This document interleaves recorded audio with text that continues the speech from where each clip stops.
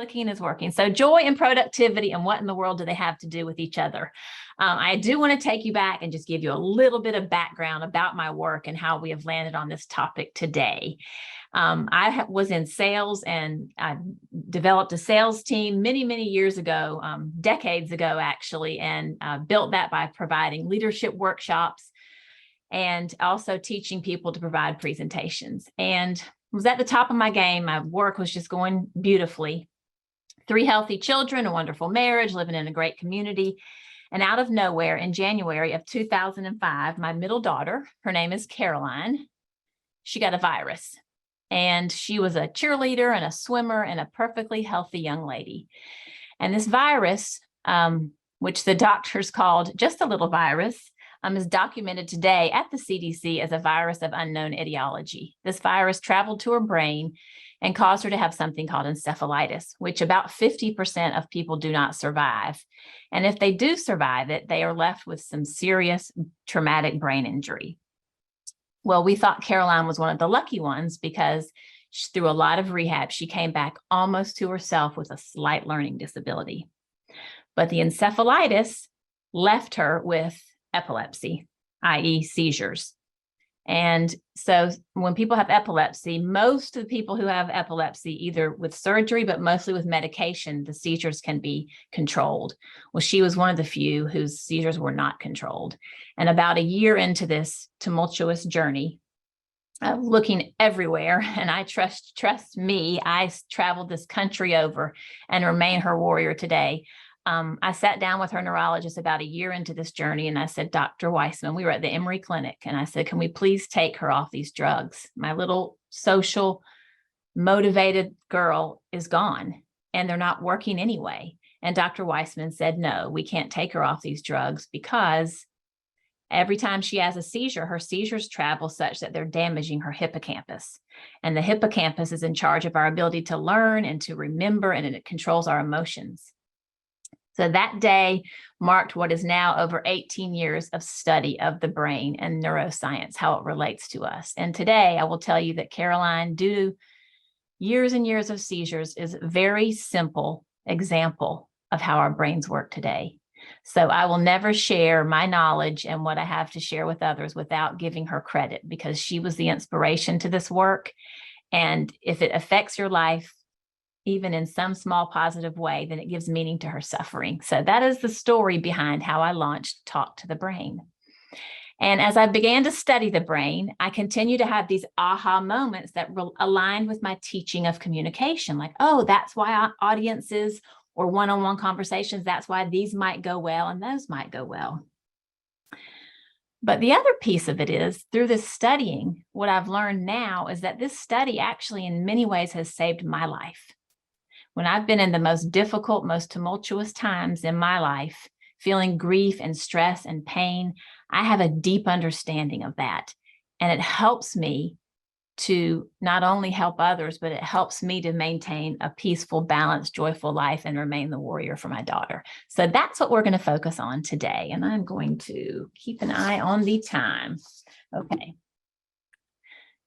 Some of you all might notice this photo. I speak all over the country, and a lot of people don't know this, but you all do. This is Atlanta, Georgia. Just a day in the life, right? Well, this is also a wonderful interpretation of our brains today. And what's interesting about this is our brains today are overloaded more than ever before. We have greater expectations and greater stress on us more than ever before. Who can tell me, just come off mute, you don't need to raise your hand. Who can tell me why that is? Internet? You got it. The almighty constant dinging and notifications and communication with the internet. A lot of it we are asking for, and a lot of it is forced upon us. If we were to turn our cell phone off for half the day, we can't even imagine the repercussions, right? We are expected to answer emails nights, weekends, all times, because everybody knows it's right there on the cell phone. This has really wreaking havoc on our brain. And so the more stress we're under, and that's not the only contributor, but it is a huge factor in our massive amounts of cortisol that's flowing through us. So when we feel ultimate amounts of stress, what are we looking for? We're looking for relief. We are looking for ways to relieve that stress. And so what our brain wants are little quick hits of pleasure, right? So what do we oftentimes do? Many times we will take a break from writing a proposal and pick up our cell phone and scroll through Instagram. Or we might pick up our cell phone because we have to text our husband because the plumber's coming and he needs to unlock the house. But then something else pops up and we get distracted. So this is one of the ways that we are seeking pleasure. The danger of the cell phone, and I'm not talking about joy, specifically pleasure.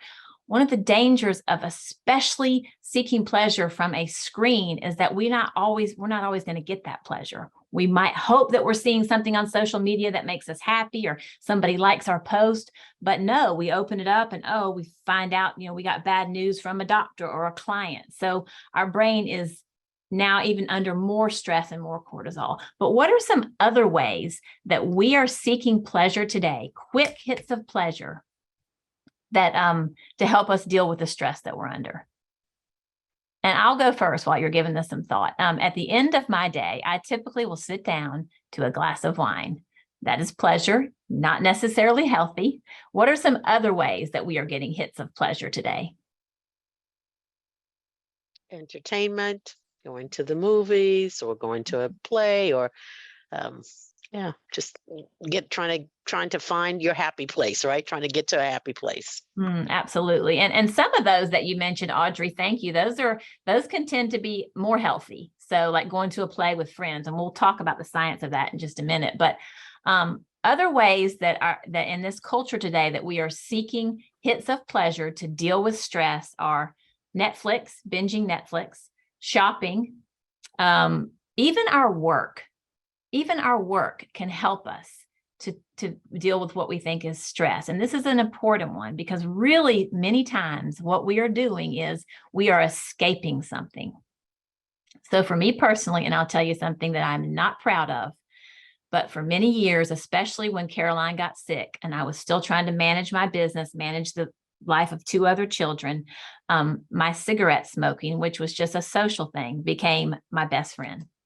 And I would tell people would say, how do you stay so energetic and skinny? And I would say caffeine, nicotine, and Listerine every day till 2:30.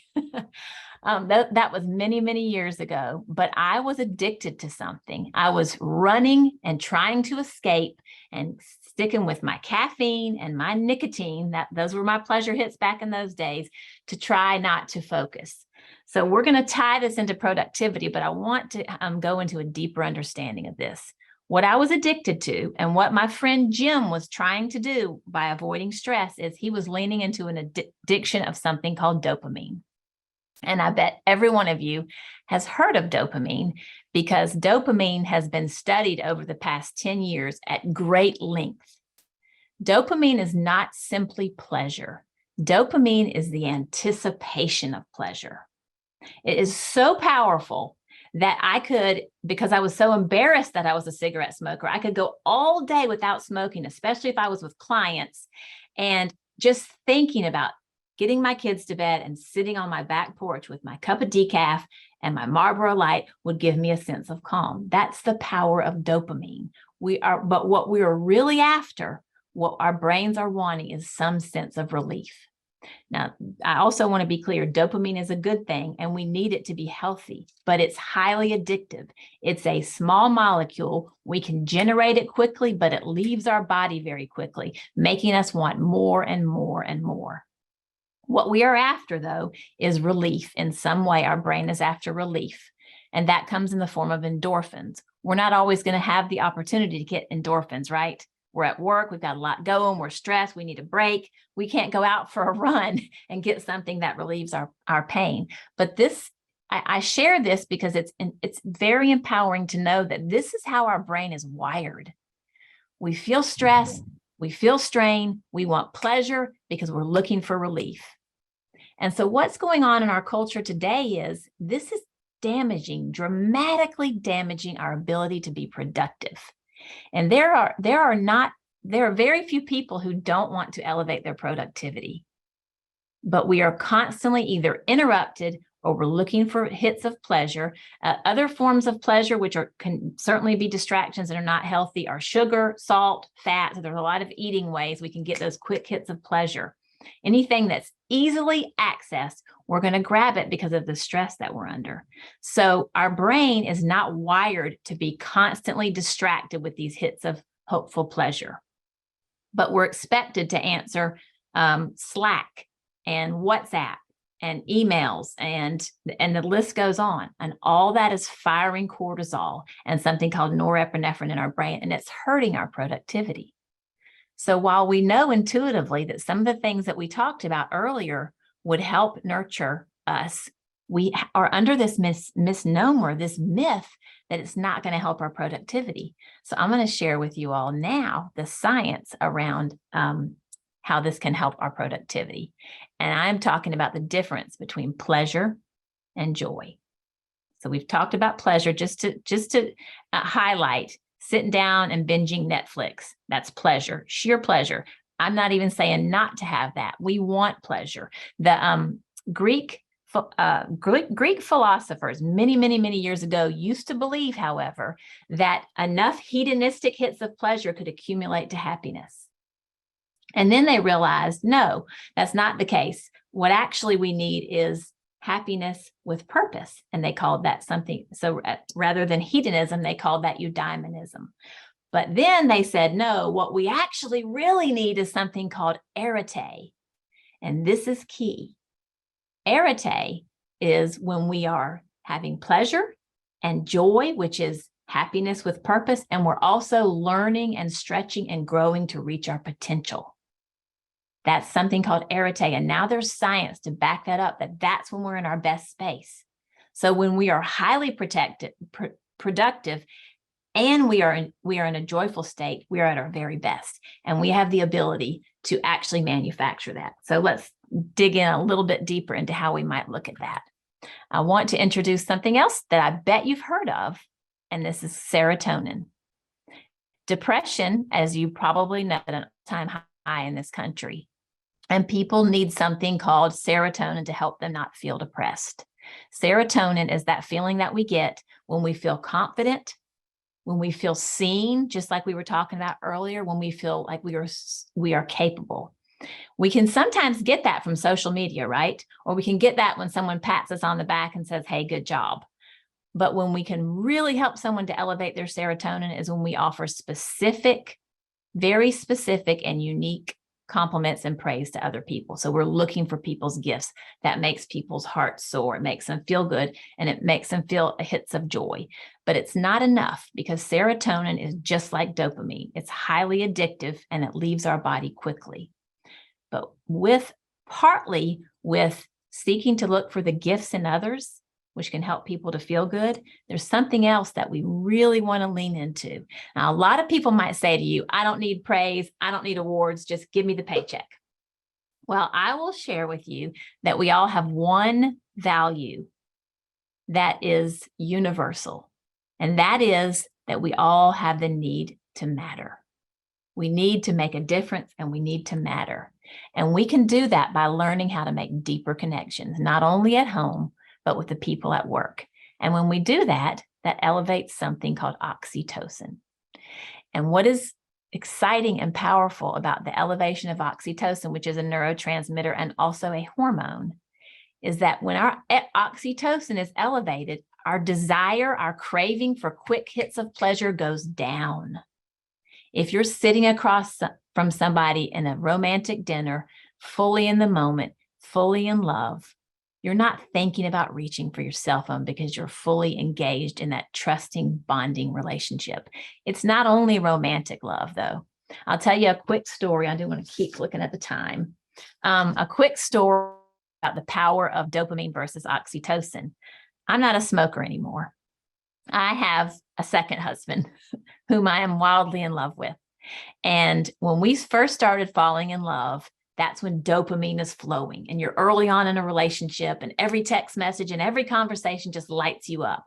Well, that was the start of my not needing all that caffeine and nicotine. I was falling in love. But after about 2 years in a relationship, the dopamine cannot continue to be generated. It's not going to be exciting forever, right? Well, oxytocin takes over, which lasts much longer in our body and maintains relationships. But relationships must be nurtured. No matter what state they're in, they must be nurtured. So this is another powerful way to build, to know how we can minimize our craving for dopamine, which is causing us to be distracted, and elevate culture at work. And it's by building deeper relationships. Okay. Now here's something I would imagine, though, that you've not learned about. And maybe you have. If somebody has, I would love to know it. But so far, people are like, nope, never heard of anandamide. However, I bet you've heard of CBD oil, and I bet you've heard of THC. And this is why this has been studied so much lately, is that anandamide is called the bliss molecule, and it works our endocannabinoid system. And our endocannabinoid system, which you don't need to worry about, that's what controls our balance. It tells our body, go back to homeostasis. We want you to feel balanced. We want you to feel serene. And when we are at our very best, and this is what's so empowering about this information, we are in something called a flow state. And that's when anandamides are firing. They land on the same receptors as THC. Fascinating, right? We have those receptors for a reason, and it is because our body wants to feel good. We want to feel happy, but we also want to feel challenged. We want to feel that we are highly skilled and confident. So when we are in our flow state and anandamide is flowing, it's the perfect balance of neurotransmitters. How do we get there? When we are in this state, we are highly challenged and we are highly skilled. That is the very best state for us. And the best way to do that is in community, at work. When people are in their best seats, using their best skills, they are continued to learn and grow, feel pushed. Because think about this. Let's say we're highly challenged, but we don't have the skills. That causes major stress. What does that make us want? Pleasure, which is dopamine. What if we're highly skilled, but we're not challenged? Then we're bored. Again, that's when we're like, oh, what's in the refrigerator? Maybe I want a cookie. So this is the ultimate space to uncover something called joy. If we have time, I'll break out and hear about, I did hear a little bit about what you all see as joy in your life versus pleasure. But I would not be doing my job well if I didn't give you 6 quick examples of how we can elevate joy at work specifically and minimize our addiction to dopamine, which elevates productivity. So I just want to say that one more time. When we elevate joy, and joy is not the same as pleasure, that minimizes our craving for dopamine, which is constantly distracting us and causing us to multitask and hurting our productivity. All right, so here are the 6 S's of joy, and one is strengthen. I could provide a 2-week workshop on this. I know it's intuitive. I know it makes sense. And I'm not even going to dip my toe into the science around eating well. A lot of plants. Plants hold on to an enzyme that breaks down serotonin. Whole grains, I can't say enough about whole grains. They combat what protein does to us. Too much protein is killing our serotonin. That keto diet is contributing to depression in this world. So plants and whole grains, healthy proteins, this really, really helps us to lean into joy and not be addicted to dopamine. Number 2 is savor. This feels quite simple, but how do we incorporate savoring the moment and being mindful at work? Let's think about that. And you all have some great ideas, and this is where the workshops come in, but I've helped some teams to have cell-free time. So meaning like no cell phones, no one's supposed to answer a cell phone or answer a call for certain hours during the day, no email time, one-on-one lunches. Team meetings are wonderful, but let's take a little note from the world of entrepreneurs. One-on-one conversations are where true connections are built. Extroverts love group meetings. Introverts, and I am one, they like that one-on-one conversation, that chance to get to know people. So that's another way to really elevate joy. Another great activity at work is to have sessions where no work conversation is even allowed. But I cannot highlight enough the power of encouraging one-on-one conversations with folks at work. Okay, the next one, salute. Someone in my group, I think it was Roger, mentioned this. If you see that people have gifts, tell them, share that with them. It makes them feel capable and confident and helps them to be more in that joyful flow state. But guess what? It also helps us. It helps you by sharing that. And not good job, but why was it a good job? I have a formula that I offer. It's called a feedback formula, and it's a really powerful way to communicate, to help people to feel really, really empowered and confident in their work. So a lot of specific praise is very powerful.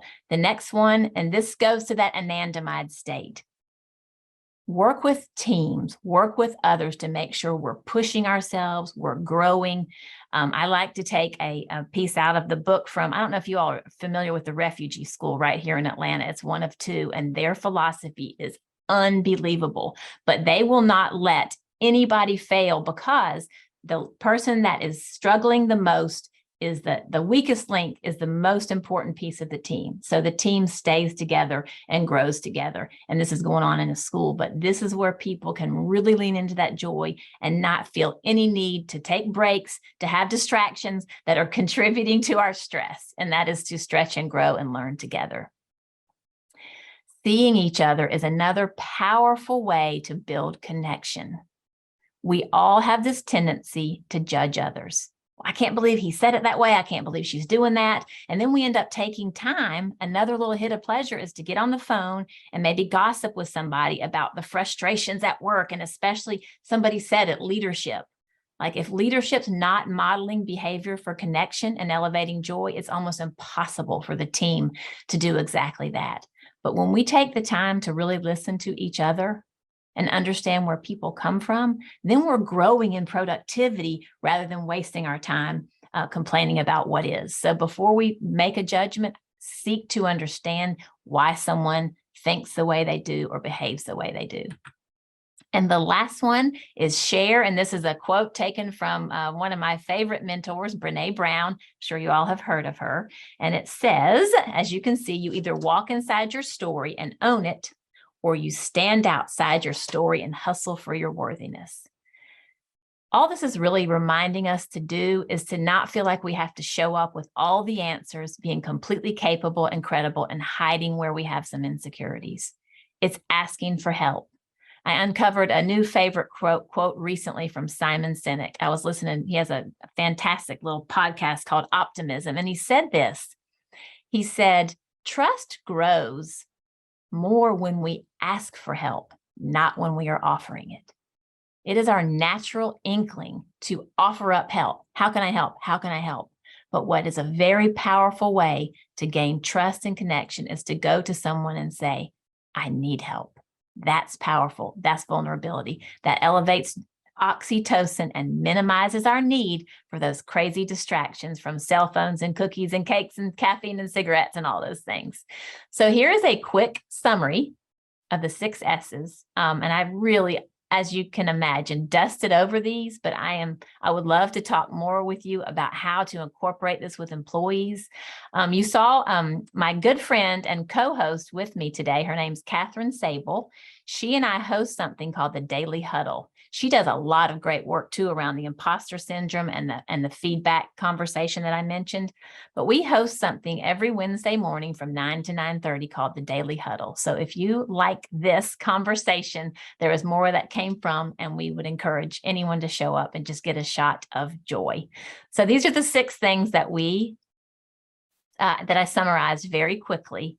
And I just want to leave you with one last thought, and that is that all of this is energy.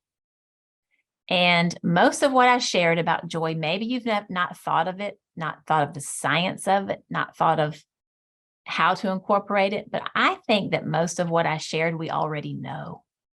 I just gave you the science to back it up. Here's where the magic comes in. These all are forms of energy.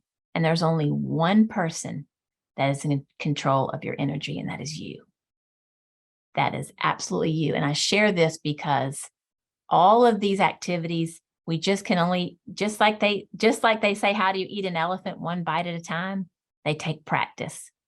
Putting that cell phone away and going for a walk. in the mornings. Little small efforts that can elevate the way we experience life. And I know this to be true because it's an example in my life every day from Caroline. Whatever she does in this life, she does it with all of her intention. She is fully in the moment. She doesn't just say, I love you, Mom. She says, I love you, Mom. You're the best mom in the world. You should give a class to other moms. That elevates my serotonin. So I just want to encourage us all to practice these teachings until we become the master and then be an example to the world. And I am going to stop right there. I think we have just a few minutes left. And I know that was a lot of information, but I do hope that it reminds us that when we learn to uncover joy, our productivity goes up.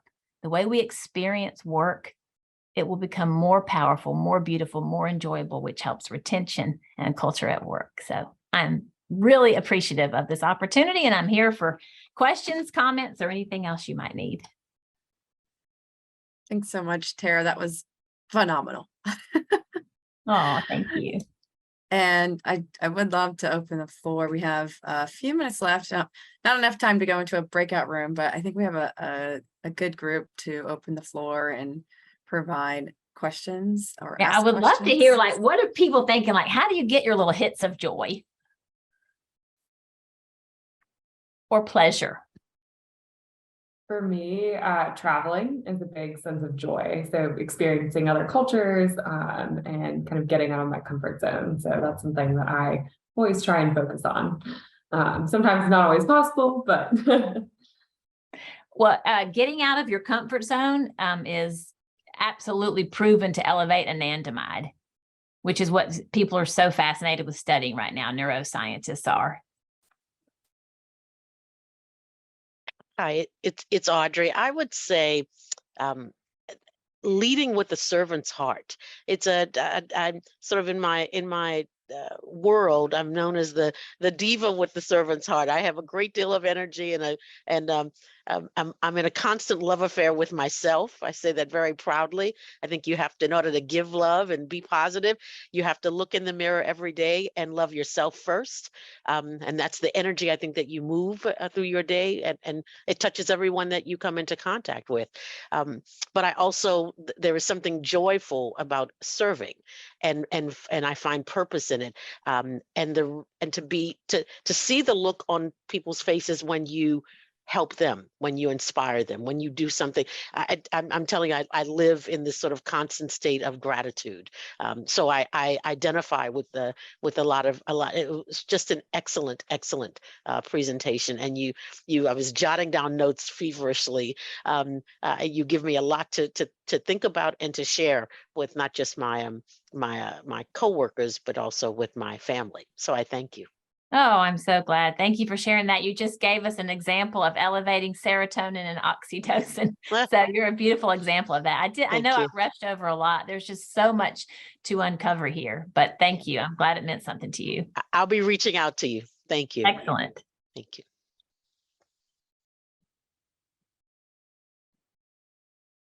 Who else? Where do you find joy or pleasure? I'm still trying to determine exactly the differences between the two and where I found pleasure versus joy.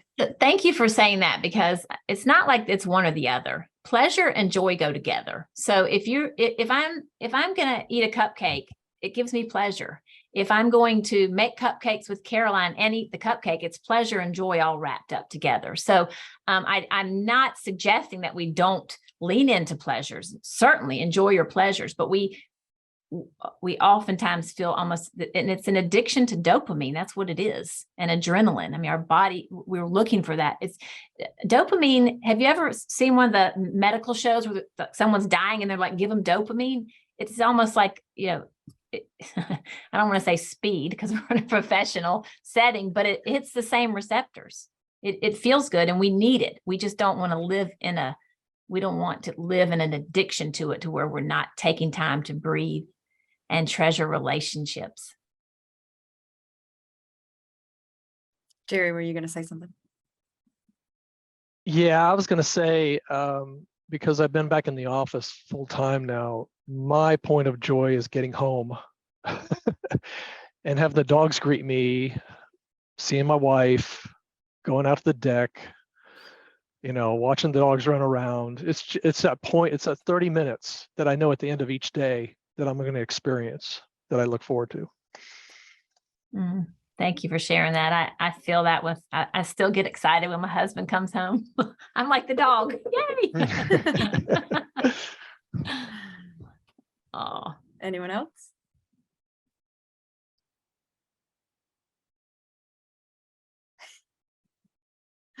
Y'all must have some really I feel like we're addictive close to time. That's why I'm pleasures. keeping my mouth closed. If there's any questions or anything, I'm happy to answer those. There's so much obviously that I leave out. If something didn't make sense or you disagree, I'd love to hear about that. Let's uncover that. I was just going to say, and I'm sorry, I try not to talk too much, guys, but there is this, when I'm having a really stressful day, there's something about I don't have pets, but there's something, I think probably the pets and children, like there's a joy that comes out of both, right?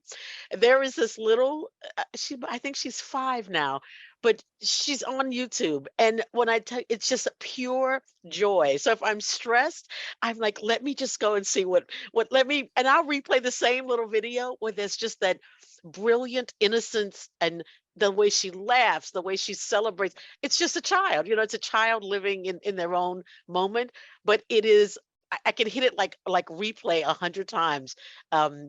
If I'm having a bad moment. So it's funny how we find, for Jerry, it's the time on the deck with the dogs. For me, it's let me see what this little Mally, this kid is in England somewhere, but I'm looking for her, just like, okay, now I feel better. I'll go back and deal with that issue. So it's funny how the brain will almost compel you to find, right, to seek out something that will help get you in a better space.